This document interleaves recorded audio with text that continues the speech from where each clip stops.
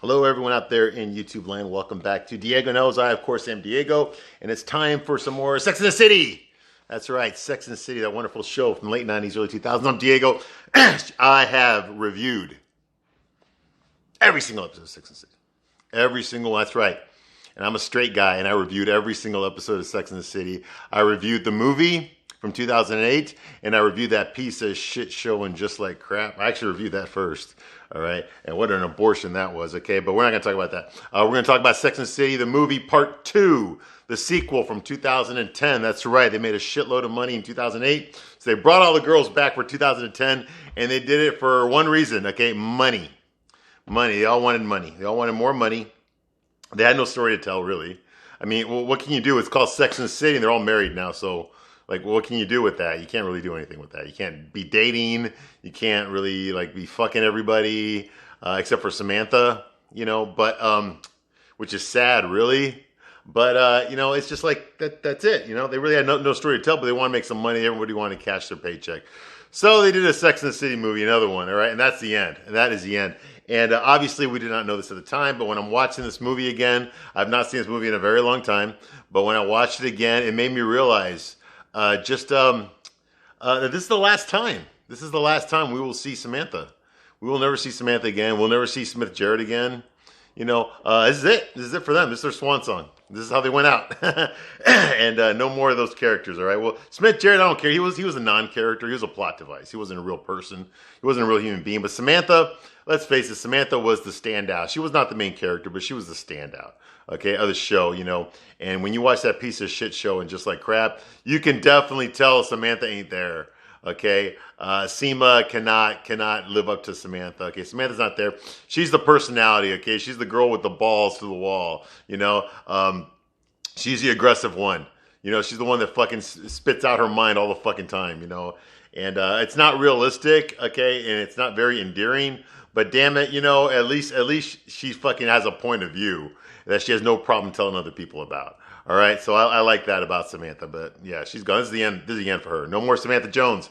Goodbye, Samantha. You will never come back, unfortunately. All right. So anyway, so we're talking about Sex and the City, the movie, Part 2. Okay, and where we left off, okay, so far the girls, sorry, disclaimer, first of all, if you're watching this, for the first time, I'm Diego, and I give you a straight man's point of view, okay? Which means I do not bullshit here. I'm going to tell you the honest God truth from a straight man's point of view. That's the point of view that nobody gave you when you were watching this show back in the day like I was. I was watching this show back in the day. I watched every episode when it came out on HBO, and then I talked to girls about it at work, at school, you know, we would talk about it all the fucking time, okay? So I knew Sex and the City. I know what I'm talking about here, okay? I don't really like girly shows, okay? I really don't. I like superhero movies, and I like action adventure movies and martial arts movies, you know, things like that. That's what really gets me going, okay? But Sex and the City was as a show I just happened to get hooked on. Okay, I can't really, other than the fact that I was single, you know, and I was dating girl. I lived in a big city. I was actively dating women. Most of my friends were single. We were all actors, models, musicians, comedians. We all worked in theater. We were all like, you know, going to casting calls and getting headshots and talking to agents. We were all doing that stuff in Chicago. Okay, we were all young in our 20s and shit, you know, and we drank a lot and we partied a lot, you know, and we fucked a lot. Okay, so I had a lot in common with the women on the show. I was doing the same shit they were doing. I was just younger than they were. That's all, you know. And all the hot girls I knew were watching Sex and the City. So yeah, so this was like my way in. You know, I could learn a lot about women from watching Sex and the City, and I did. I did learn a lot about women. I did. I learned a lot about what they thought about us, which wasn't very good. But yeah, I learned a lot, and I thought it was very informative, and it was fun. I really did like the characters. I would not have watched all these episodes if I didn't like the characters. So I'm not trying to beat the show down or humiliate the show. The show was funny and exciting. There's so many times I laughed on the show where I just thought the show was brilliant. It was just marvelously well written. I might not have agreed with these characters' point of views and their personalities, but god damn it, at least they had personalities. Okay, they had a point of view. Okay, so they were believable to me. I could see people like this, feeling this way, acting this way. The fact that all these four women have totally different opinions on sex it's kind of interesting to see them bounce off ideas off of each other. You know, I thought that was really cool because they're all basically four aspects of Candace Bushell's personality. Okay, so yeah, I like that. I like that. I just don't like the way they treated the straight guys. The straight guys were not believable to me. Most of the time, they were not. Sometimes they were believable. Steve is a very believable character, you know, things like that. But you know, for the most part, they did not get the straight guys correct. People just don't act that way. And in this movie, they really don't act that way. All right, come on. They're trying to bring feminism to the United Arab Emirates. Are you fucking kidding me? You really think it's gonna fly over there? Okay. You know, all these shit. You know what I would like to see? I would like to see that. I would like to see fucking Anita Sarkeesian go over to fucking Saudi Arabia and give a big fucking speech about feminism and toxic masculinity. I would love to see how that goes over there. That would be pretty fucking cool, okay? And just like I'd love to see Greta Thunberg go to China, which is the country that produces the most amount of fucking atmospheric pollution in the entire planet, is China, not the United States, not Great Britain. But I would like to see Greta Thunberg go over there and give a speech about how they're fucking polluting the air and how her generation is gonna fucking die in 20 years, okay? I would love to see Greta Thunberg go over to China and give a speech like that, and let's see how they receive her over there. Exactly, okay? So these bitches are gonna fucking go to the United Arab Emirates and try to fucking make them into a bunch of fucking shopaholic, alcoholic sluts. You really think that's going to fly over there? You really think the men over there are just going to lay back and let that happen? Are you out of your fucking mind? But that's how they went with this movie. So, babe, hey, at least it's something new, right? It's something new. Okay, so so I do not censor myself here, okay? If you're easily offended, if you're easily triggered, get the fuck out right now. I'm going to tell you the truth from a straight man's point of view because that's what the world needs. We need more truth. Okay, and I'm going to talk to you about these situations, these women, these relationships, okay, the way a normal heterosexual man would think about these women, would think about these relationships, would think about these circumstances, and the characters around, okay? I'm going to give you a straight man's point of view, all right?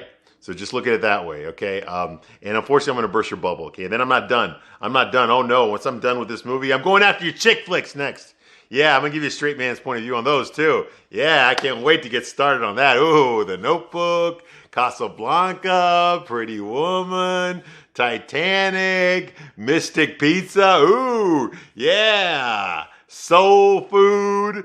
Ooh, yeah. Somewhere in Time. I actually love that movie. Yeah. Yeah, I'm going after your fucking Meg Ryan flicks. Yeah, Sleepless in Seattle, all that bullshit. It's going fucking down once I'm done with Sex and the City. See, I gotta slay the dragon first, and then I can go after the little fucking reptile, the little fucking raptors that are running around, okay? But I gotta slay the dragon first, and that's what I'm doing right now. And I'm almost done. All right, so we left off here in Sex and the City Part 2. Carrie is in Abu Dhabi, and she went to the market over there. Okay, and she bought some shoes, but she left her passport there at the stand. She left her passport. She forgot about it. Okay, because she was distracted by the shoes that she just bought that only cost $20 and the eyeliner makeup that they sell over there. And she looks around the market there in Abu Dhabi, and who does she see? She sees Aiden. Yes, John Corbett came back to portray Aiden. Now, I feel bad for John Corbett. I haven't really followed his career, but I've seen him in other things. I'm from Chicago, like I said earlier, okay? So, of course, I've seen fucking My Big Fat Greek Wedding, okay? I've been to the real... Now, it was like the second unit stuff was filmed in Chicago, but the actual scenes in that movie were filmed in LA, okay? They were filmed on a soundstage, on a studio, okay? But it really is a Dancing Zorba's Greek restaurant right there on Halstead Street right there, okay? It's right by UIC where I went to college, okay? So it's in Greektown. So I have actually been to the real Dancing Zorba's in Greektown in Chicago, okay? There's a lot of Greeks in that area, absolutely, okay? And I did see My Big Fat Greek Wedding, and I watched it in Chicago when it first came out. Okay, so I know John Corbett is from that. Okay, he played the stud that seduces Nia Vardalovas, or whatever the fuck her fucking Greek name is. Yeah, with Costas Mandylor was in there, who was also in an episode of Sex and the City, the guy that played her brother. Okay, so yeah, I've seen the movie, and I know who John Corbett is. He was in another movie called Serendipity with John Cusack. And what the fuck's her name? The girl from the Underworld, Kate Beckinsale. Yeah, they're in a rom-com called Serendipity, which came out around 2000. I saw that piece of shit too, but it was funny. I kind of liked it. You know, Jeremy Piven was in it and stuff. But John Corbett played Kate Beckinsale's fiance, and she cheats on him with fucking John Cusack because that's the real love of her life. Okay, so I just kept thinking, oh, man, this guy's always getting cheated on in all of his movies. Because remember, Carrie cheated on him on Sex and the City. She was fucking big behind his back. And she admitted it finally, but after she broke up that relationship with Big and ruined his marriage, that's when she confessed to her boyfriend. And very realistically, he took her back. Yeah, he took her back. Like that would happen. You know? I know what happens today all the fucking time. She's my girlfriend, she's not my property. If she wants to date other guys, I'm okay with it. My masculinity is not offended at all. You know, I know that's like the shit they're pushing on you on fucking TikTok and fucking Twitter and all that and Instagram. I know, guys out there, I know that this is what they fucking want you to think. Okay, but back in 2002, okay, it wasn't that way. Okay, like if your girl was fucking around you got rid of her and you didn't date her again. Okay, unless she was just a side piece. Okay, you didn't let her know that, but unless she was just a side piece, okay, you did not fucking date her again. You sure as fuck don't put a ring on it like he tried to, okay? That was just total bullshit. I already did my reviews on those episodes, so watch my reviews on those episodes if you want to know what I thought about that, okay? But the point is that, you know, she had a bad breakup with him. She refused to marry him at the end, you know, so he fucked himself over with her twice. First time, you know, shame on you. Second time, shame on me. And he should have fucking paid attention and he didn't. Okay, he's a lovable guy. He's a nice guy. John Corbett's a great actor. His character of Aiden Shaw is awesome. He's the boy next door, literally. He's fucking, you know, he's a carpenter. He's talented. He's honest. He's loyal. He's faithful. He's sincere. He's unselfish. You know, he's very creative. Like, he's the guy that can fix your plumbing. He can do your drywall. He can build you furniture. He can resand your floors. You know, this is the handy guy you want around. He'll fix your fucking microwave if it goes out. He's that type of a guy, okay? And because he is all these and he's the fucking single mom's wet dream, okay, for her daughter, okay? And because he exhibits all these qualities, he's a perfect person to get fucked over, to get cheated on, okay? Those are the guys that get cheated on. Unfortunately, it's true, okay? Never listen to what a woman says. Pay attention to what she does. What she does is who she really is, not what she says, okay? My tip, all right? And it works for everybody. But for guys that are watching, that's my advice, all right? Don't listen to what she says. Look at what she does, okay? So anyway, yeah, so it was a bad breakup. She broke his heart twice. Okay, and she really didn't feel, I mean, she felt bad for like one episode and then she got over it pretty quickly. But she misses Aiden. Unlike Big always kept Carrie on her toes. She was never sure which way he was going to go. Did he love her? Did he not love her? Did he have feelings for her? Was he just using her for sex? Was he serious about this relationship or was she just a fuck? You know, she never really knew with Big, so she was always on her toes with Big. She was always unsure of herself and her relation, the foundation of her relationship with Big. But with Aiden, she knew it right away. He was devoted to her, and she knew he was devoted to her. She knew that this guy wasn't going to fuck around. He wasn't going to look at other girls. He wasn't going to lie to her. You know, he wasn't going to fucking not consider her in his decisions. Yeah, she already knew that about him, so there was no surprise. So she was bored with him, basically. Okay. But he did treat her like a queen. Okay, the problem is that Carrie's not a fucking queen. Okay, she's not a queen. Okay, she's a flawed, average-looking, middle-aged single woman who back then smoked too much, still drinks too much, and is trying to get over her whoredom. Okay, because let's face it, she spent all of her 20s on her back. All right, she did. It wasn't until her mid-30s that she started getting serious about getting serious. All right. So Aiden is there, and he looks at her, and he can't believe it's her, and she can't believe it's him. And they're both in shock. She hasn't seen him. The last time she saw him was when she had a date with Jack Berger way back. Remember him? Ron Livingston? Remember him? I love that guy, but I love Jack Berger. I don't give a shit what you fucking girls say about what an asshole he was. Jack Berger was the one guy on this fucking show that I 150% related to him. I understood that guy. They wrote him correctly. That is exactly the way a guy acts. Okay, not a perfect guy, but that is the way a guy acts. Those are the things a guy thinks about. These are the things that a guy does. Okay, they had him right completely. Well, she had a date with him and she bumped into Aiden. Aiden had a baby strapped to his front, and it's his baby. He got married. Okay, and he's still married. So that was the last time we saw him. All right. And of course, he still has the short hair.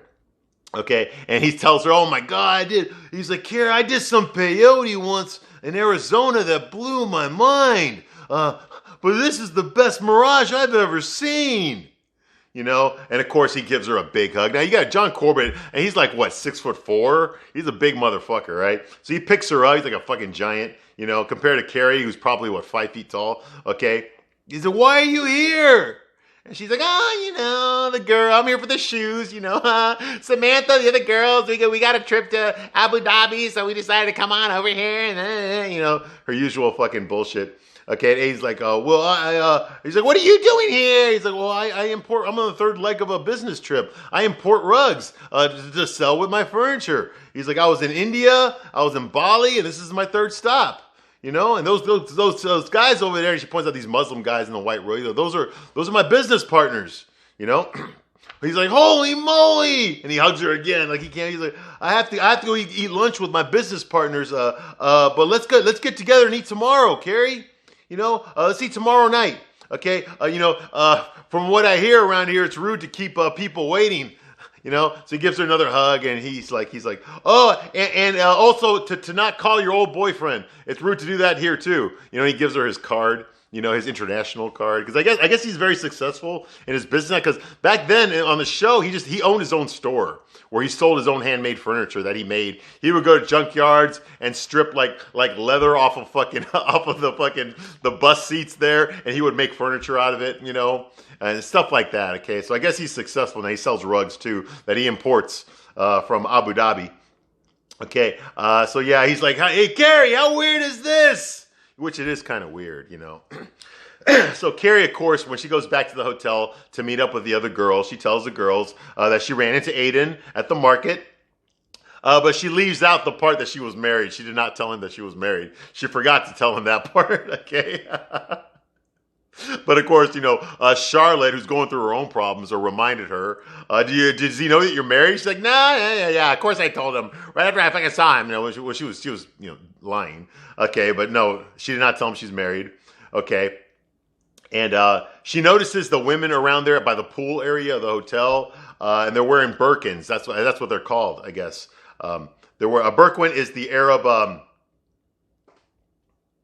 Birkin is the Arab. All the Australian rugby. Okay.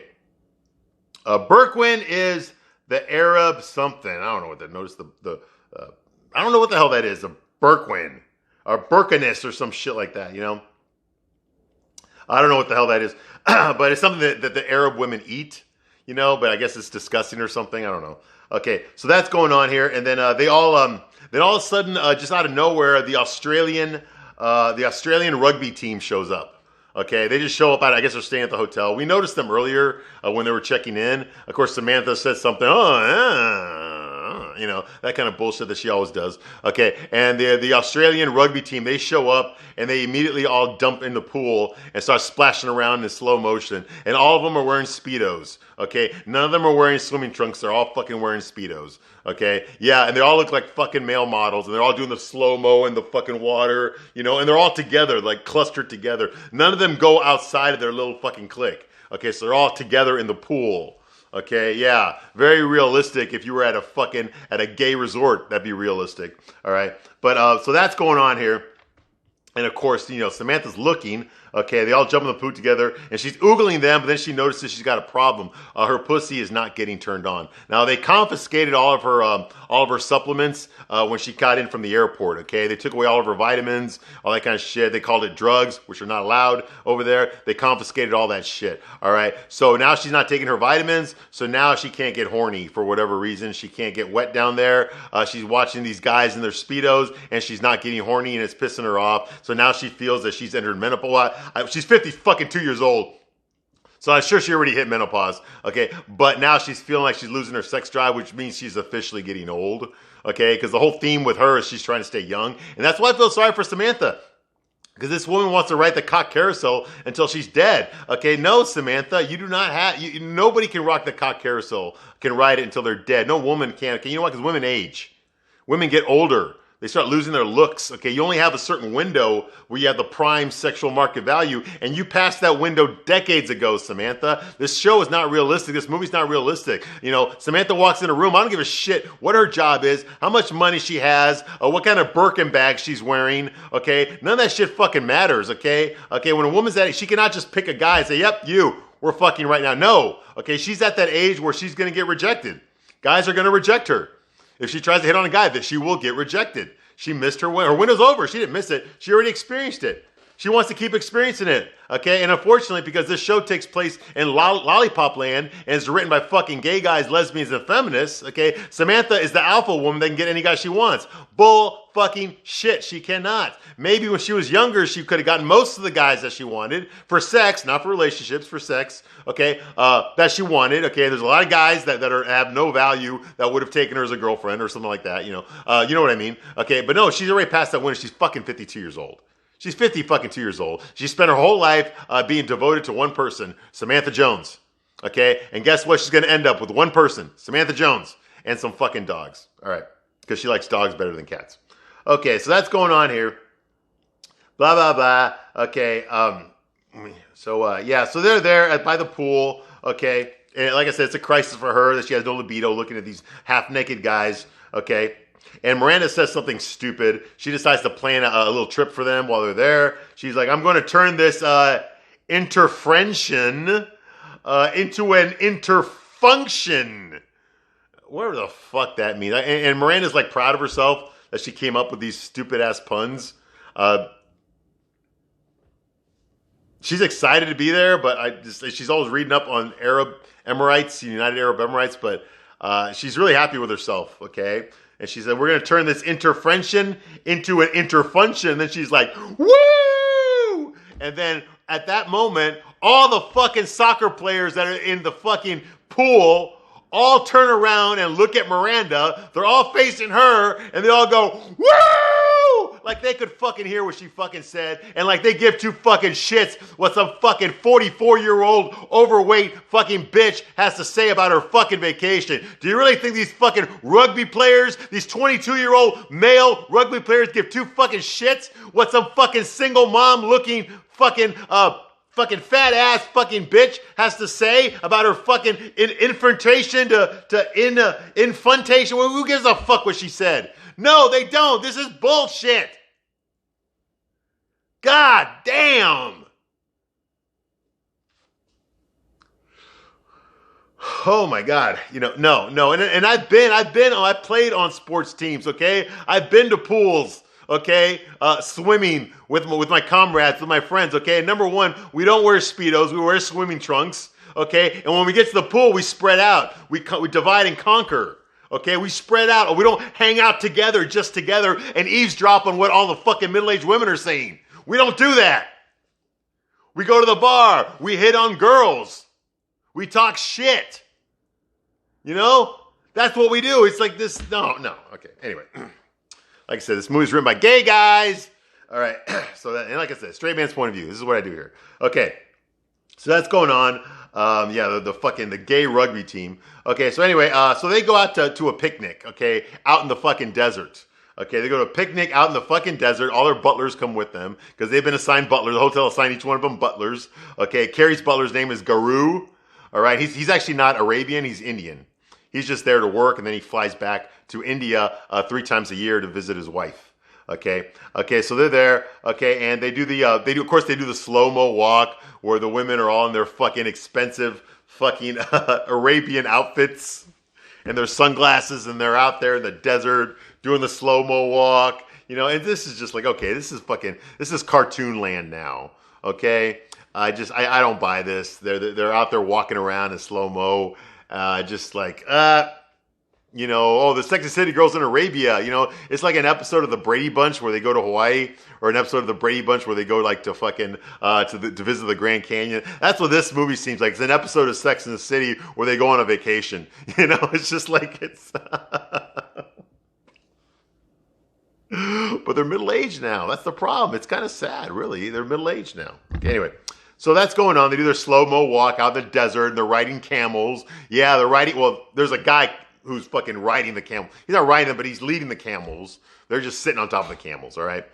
So that's going on. Charlotte gets a phone call while she's on her camel. She tries to answer it. She's been trying to get a hold of her husband, Harry. He has not responded. He can't get there. They have no service. So finally, she gets a phone call out in the middle of the fucking desert. So she tries to talk, and she falls off the camel. One of her butlers grabs her before she hits the ground so that she doesn't hurt herself, okay?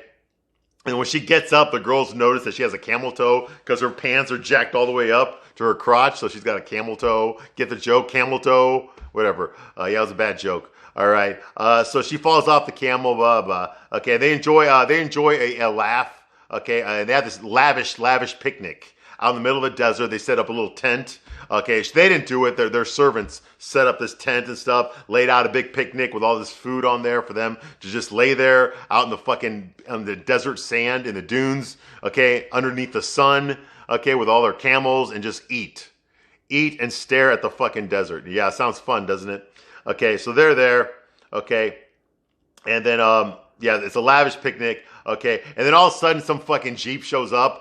Fucking, I guess it's mountain trekking it or something. I don't know, just fucking sand duning it, whatever. Okay, there's a Jeep there. There's a guy on the back of the Jeep who's got a turban around his head, and he's just riding it like he's fucking Crocodile Dundee or some shit. Okay, and he pulls up in front of the fucking picnic, in front of the ladies' picnic, and none of the fucking sand gets in their food or anything at all. Okay, and he pulls up in front of the picnic, and he says, "Guru!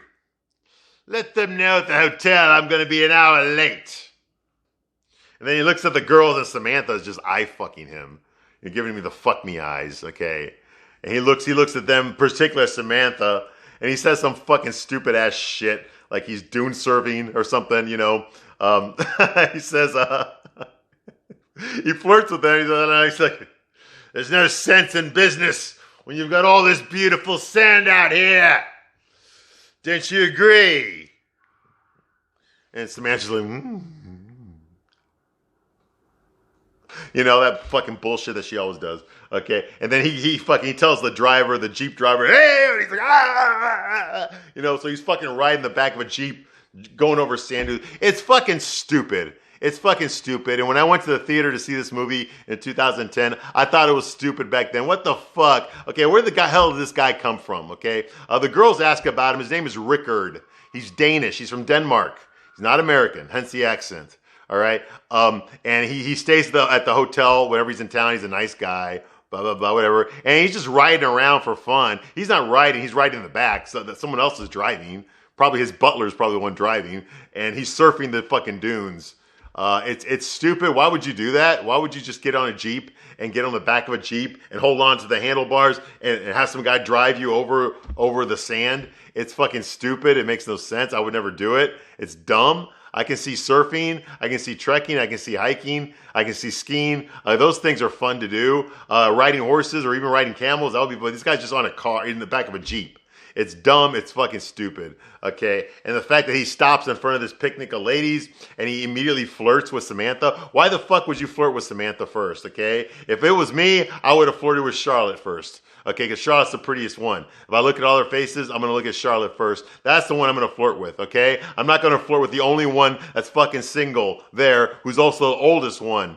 Okay, that's not realistic. Also, ladies, most men do not flirt with women when they're in a group. Okay, I know you girls like to go out together in a group. I understand there's safety in numbers, okay, but it intimidates men. Men do not want to hit on a woman when she's surrounded by her friends because he knows damn well that her friends are going to judge him. And if her friends don't like him, then he knows that she's not going to be able to do anything with him because her friends don't like him. You see what I mean? Okay, it's very intimidating for men to approach a group full of women just to go after one woman. There are ways to do it, but it's not like this. Okay, what you have to do is you have to charm all the women except the one that you like. Okay, that's how you win her over. I know this. I talk from experience. You have to charm the other women first. You got to charm the Karens and the bitch best friend. Okay, you got to charm them first. Once you've won them over, then you go after the girl that you really wanted in the first place. Not like this. You don't go straight for the one that you want. And again, in this case, why would it be Samantha? Okay, Samantha's the oldest one. I would go for Charlotte. Realistically, the guys would go for Charlotte first. Okay? So anyway, so that's bullshit. But of course, Samantha, he rides away. Samantha says something like how sexy is that guy? You know, he's like, oh, Lawrence of my labia. Okay, well that's a reference to Lawrence of Arabia, that movie with Peter O'Toole that came out in the '60s. You know. Yeah, that's a fucking historical epic movie. Okay, about a T.S. Eliot. You know, whatever. Yeah, I won some Academy Awards back in the day, in the early 60s. Okay, so that's going on here. All right, yeah, she got Lawrence on my labia. Okay, I think it's fucking gross when a 52-year-old makes a joke like that. When a 19-year-old makes a joke like that, it's funny and sexy. When a 52-year-old does it, it's sad. Okay, so anyway, later on, the girls go to a karaoke bar. I guess it's a nightclub inside the hotel. So they go there. They're all dressed up in dresses, you know, and they go there and they point out that some of the girls, the belly dancers, don't have to cover their navels. And I guess there's a loophole in the rules in Abu Dhabi that if you're a belly dancer, you can show your stomach, but if you're not, if you're just an ordinary woman, you have to cover it up. You got to cover up your shoulders, your stomach, your legs, you know, your face, all that kind of shit. Okay, so the girls are all there, and they're at the bar, and of course, some fucking idiot is singing. What the fuck is he singing? He's singing "Feels Like the First Time." You know, it feels like the first time. It feels like the very first time. You know, just, I guess they love American music in Abu Dhabi. Okay, so they're there. Okay, and you know, they're getting shit faced, drinking their Cosmos and their champagne, all that shit, and fucking Miranda's ordering their waiter around. Bring me more. We want more. We need another round of champagne now. That kind of bullshit, you know. Okay. And then, of course, you got some fucking, some Naughty by Nature wannabes up there on stage. I guess they're the ones hosting the karaoke. Okay, and they're dressed like in bling, you know, like Run DMC, but when they talk, they're African. So it's like, what the fuck? Okay. Okay, so of course they bring up the girls, you know, they bring them up on stage to sing. Okay, this is the moment. Okay, this is the movie moment for all you ladies out there. Okay, the problem is that you would have to be in your 50s to understand the reference to the song that they're about to sing. Okay. So they go up there to sing at the karaoke, to sing I Am Woman, okay, by Helen Reddy. Now, this was the fucking second wave feminist anthem from the early 70s, like 1970, 71, okay? Yeah, this was the Gloria Steinem era, okay, the second wave feminism. Okay, basically, yeah, the Mary Tyler Moore, Burn the Bras, Roe versus Wade, all that kind of bullshit. Okay, yes, this was the anthem for that movement. The feminist, second wave feminism. Okay, unfucking believable. Okay, I Am Woman by Helen Reddy. Now, I did not know any of that shit when I was a little boy, when I was a toddler. I just remember my mom listened to that fucking song on the radio all the fucking time, and she had the album at home, and I listened to it myself. I remember Helen Reddy from fucking Pete's Dragon. Okay, remember that movie, that Disney movie with Mickey Rooney was her dad? Remember that one? Okay, and the cartoon dragon, Pete's Dragon, yeah, and what's her name? Shelley Winters was in it too. Okay, that's what I remember Helen Reddy from. She was the lighthouse keeper girl, you know. I'll be your candle on the water. Yeah, you remember that when she was in the lighthouse. It made me cry when I was a little kid. Not as much as, you know, it's not easy to find someone who cares. It's not easy to find magic in pairs. Yeah, you know, the It's Not Easy song from Pete's Dragon. It still makes me cry today, okay? I still cry when I hear that song. And I play that song for my 6-year-old. I played it for him for the first time when he was like 4, you know, but I play it for him. I let him watch Pete's Dragon. I let him watch all the shit that I watched as a little kid. And it still makes me cry to this day. Damn it. You know, but that's how I remember Helen Reddy from Pete's Dragon. You know, she was Mickey Rooney's daughter. Okay. Yeah, and she sang this song, you know. And then later on, she disappeared in the 80s. Well, she didn't really, her career went nowhere. She went back to Australia. She wasn't even American, okay? She's Australian. She went back to Australia, okay? And I guess she just retired out there, okay? And now she regrets it. Now she regrets her time as a pop star, and she regrets the fact that that Gloria Steinem and the feminist movement, that they appropriated that song of hers and used it as their national anthem, you know, for the feminist movement, because that's not what she intended it. It was just a song to say that she's proud of being a woman. She didn't realize it was going to turn into a fucking march. Okay, so yeah, that's Helen Reddy, and that's where this fucking song came from. I think it came out in '71, or it might have been 1970. It was around that time, you know, the Mary Tyler Moore time, the early '70s. Okay, yeah, so that was the song. So of course the girls go up there because I guess they're all. The problem is that these Sex and the City girls are not second wave feminists; they're third wave feminists, which is nothing but misandry. Okay, and fuck that noise. All right. So everyone in the crowd, you know, of course, is kumbayaing while they're singing, "I am woman, hear me roar," and too strong to ignore. And I don't know all the fucking words, okay, but you all know the song. Yes, I am woman. You know, I'm not going to try to sing because I never fucking learned the lyrics, all right? Okay, I never wanted to learn the lyrics. I never wanted to learn the lyrics. No. Okay, anyway, but you know the fucking song, "I Am Woman" by Helen Reddy. Google, fucking YouTube it. It's there. You want to listen to the whole fucking thing? All right. Anyway, so those of you who didn't know, now you know. Okay. Anyway, so yeah, and the girls all have different outfits on. Someone's wearing green, white, red, and black. I think Charlotte's wearing the black. Miranda's wearing the green. Samantha's wearing the red, and Carrie's wearing the white. So they're up there fucking karaoke, and "I Am Woman." And of course, because they are in a fucking a country that's controlled by the patriarchy, all the women get up and they all of a sudden get empowered all of a sudden by a bunch of fucking Jewish white women on stage, American white women on stage. That makes them all feel empowered, and they all decide just to stand up and praise the women that are singing because they're women too, you know? Now get the fuck out of here with that bullshit. Just come on. And of course, even the fucking, the gay soccer team is there, women, yeah! You know? Yeah, they're not trying to get laid. No, of course not. Because they already got each other for that. No, they're just they're feminists. Absolutely. Just like they were at the fucking swimming pool. Okay? Yeah, very realistic. Okay, meanwhile, Rickard, the Danish guy that was fucking flirting earlier, that just showed up in the middle of the desert to flirt with the girls, yeah, he fucking shows up, and now he's got a white blazer on, and he's wearing a collared shirt that's untucked with his buttons all the way down to his fucking, you know, his abs, you know, and he goes up, and he's just watching them. He's by himself, of course, because I know me, when I go out looking for some pussy, I always go by myself, you know, because that way I don't look creepy. Get the fuck out of here with this guy. This guy's got no, just like every other guy on this fucking show and in this movies, okay, he's got no fucking friends. Okay. Yeah, but he shows up there, okay, and he sees the girls singing. Of course, he's impressed by how great they are, and he's also a feminist, so he's proud of them too for singing that song, okay. Everyone in the crowd is kumbayaing, okay. Okay, all the Arab women are standing up and they're all singing along, okay? And like I said, even the fucking gay soccer team is singing too. And then Samantha, when the song's over, Samantha decides to do an a cappella solo afterwards. "I am woman!" No, it's more like, "You are slut!" Because that's what you really are, Samantha. You're a slut who happens to be a woman. Okay, so Rickard approaches the table when they're done, and he compliments all the ladies on their performance. I was one hell of a performance there. You know, allow me to introduce myself. My name is Rickard Spurt. Rickard Spurt. Richard Spurt. Dick Spurt. Get it? Dick Spurt. Kind of like her ex-boyfriend, Richard Wright. Get it? Dick Wright. Remember him from the show? Yeah. Get it? Yeah, I love the names here. Okay. It's like the reverse James Bond. You know? Pussy galore. A lot of vagina. Ivana Hump a lot, you know, it's the reverse of that. That's Sex and the City for you. Okay. So he wants to drink with Samantha, but she turns him down because she's hanging. "Oh no, I'm too fabulous to drink with you tonight. I'm hanging out with my girlfriends tonight.